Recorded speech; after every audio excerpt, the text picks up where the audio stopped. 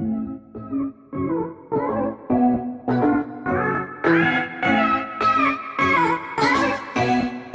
You all जी, आप सभी का स्वागत है IQ जंक्शन में। तो आज हम एकदम इम्पोर्टेंट टॉपिक डिस्कस करने वाले हैं। जी हाँ, इंडिया को कंट्री ऑफ पर्टिकुलर कंसर्न में रखा गया है। जी हाँ, USCIRF ने इंडिया को कंट्री ऑफ पर्टिकुलर कंसर्न में रखा गया। चलिए देखते हैं ये है क्या। पहले जानिए United States Commission on International Religious Freedom है क्या। तो ये एक independent bipartisan US federal government commission है जो पॉलिसी रिकमेंड करती है US प्रेसिडेंट को, सेक्रेटरी ऑफ स्टेट को और US कांग्रेस को ओवर द रिलीजियस फ्रीडम की किसी भी कंट्री में रिलीजियस वायलेशन नहीं हो रहा है, सबको इक्वल रिलीजियस फॉलो करने का मौका दिया जा रहा है।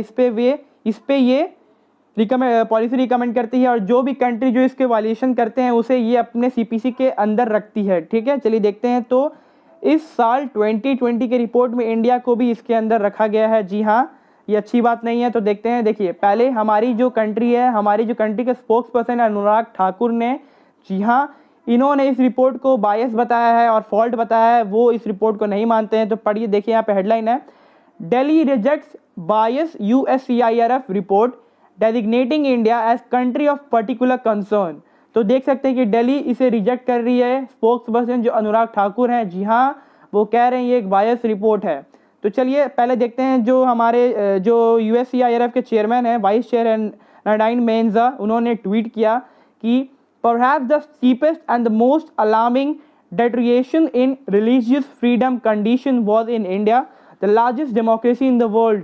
ठीक है, तो उन्होंने कहा कि ये बहुत चीपेस्ट और बहुत अलार्मिंग मोमेंट है कि कैसे इंडिया में रिलीजियस का वॉल्यूशन हो रहा है, रिलीजियस फ्रीडम नहीं दी जा रही है, माइनॉरिटीज़ बहुत डेंजर में है, उन्हें बहुत हर एक चीज़ का फियर है। तो चलिए देखते हैं आगे। देखिए, सबसे पहले जानिए कि 2019 में क्या इंडिया इस रिपोर्ट में थी। तो नहीं, इंडिया उस समय CPC के तहत नहीं थी, बल्कि वो वॉच लिस्ट में थी। आप देख सकते हैं Tier 2 कंट्रीज़ में आप देख सकते हैं कि कैसे इंडिया को वॉच लिस्ट में रखा गया था। इंडिया को ऑब्जर्व किया जा रहा था क्या इंडिया में फ्रीडम, रिलीजियस फ्रीडम है कि नहीं है। जी हाँ, अब 2020 की रिपोर्ट आप देख सकते हैं। जी हाँ, अब CPC के अंदर इंडिया भी आ गया है। आप देख सकते हैं यहाँ पर। जी हाँ, इंडिया भी आ सकता है। देखिए, Burma, China, Russia, India, Iran, Nigeria, North Korea, Pakistan, Russia, Saudi Arabia, Syria, ये सब अब CPC के अंदर। ये तो पहले से ही थे, पर इंडिया भी अब इंक्लूड हो चुका है। चलते हैं नेक्स्ट चीज़ पर कि बैकग्राउंड क्या है, किस बेसिस पे इन्होंने इंडिया को इस रिपोर्ट के अंदर रखा। जी हाँ, तो आप देख सकते हैं जो सबसे मेन है वो है सिटीजनशिप, CAA। इन्होंने कहा कि CAA के तहत सारे माइनॉरिटीज़ डरे हुए हैं। जी हाँ, इस्लाम जो मेन मुस्लिम माइनॉरिटीज़ है वो बहुत डरे हुए हैं, तो उन्हें स्ट्रेंथ चाहिए। दूसरी चीज़ क्या थी, काउ स्लॉटर। वो काउ स्लॉटर को भी एक जेन्युइन रीज़न नहीं मान रहे थे कि ये बहुत गलत चीज़ है, सबकी अपनी अपनी ओपिनियन है। तीसरी चीज़ है एंटी कन्वर्जन लॉ। जी हाँ, हर एक आदमी को अपना छूट रहे थे कि वो अपनी धर्म को चेंज करना चाहता है कि नहीं। तो इसे भी वो बैकग्राउंड बना के उन्होंने इंडिया को इस रिपोर्ट में डाला। चौथी चीज़ क्या थी, religious freedom in Jammu and Kashmir, मतलब आर्टिकल 370 पे भी इन्होंने अटैक किया है। इन चारों बेसिस पे इन्होंने इंडिया को इस बैकग्राउंड के तहत इन्होंने इंडिया को CPC के अंदर रखा है। ठीक है, अब देखते हैं कि इन्होंने क्या पॉलिसी रिकमेंड किया। चलिए देखते हैं। इन्होंने कहा, जैसे कि पहले बताया कि इंडिया को हम CPC के अंदर रख रहे हैं। जी हाँ, आप देख सकते हैं इंडिया को CPC के अंदर रख रहे हैं। दूसरी चीज़ क्या कि जितने भी गवर्नमेंट ऑफिशियल है जो रिलीजियस फ्रीडम वायलेट करें उन्हें फीस कर देना चाहिए, उन्हें उन पे ऑफिशियल पनिशमेंट देना चाहिए, उन्हें सैंक्शंस कर देना चाहिए, उन्हें अंडर द ह्यूमन राइट्स के अंदर। ठीक है, तीसरी चीज़ चौथी चीज़ क्या कि हमें फ़ंड देना चाहिए। जो भी सिविल सोसाइटी के अंदर जो भी माइनॉरिटीज़ है जो प्रोटेस्ट कर रहे हैं, हमें उन्हें फ़ंड करना चाहिए कि वो डरे नहीं, उन्हें लगे कि उनके साथ भी सब कोई खड़ा है।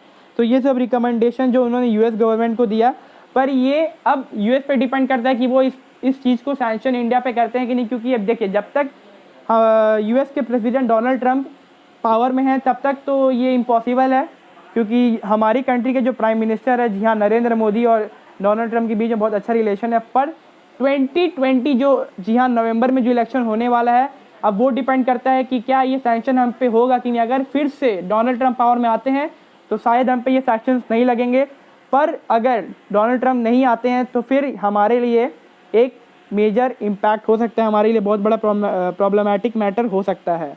तो चलिए देखते हैं।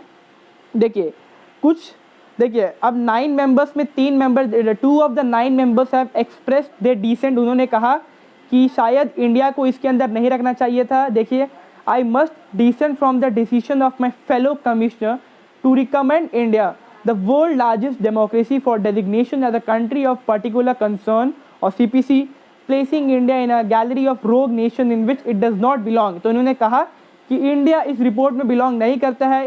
India does not belong to the same category. India same category में बिलोंग नहीं करता जैसे चाइना और नॉर्थ कोरिया है।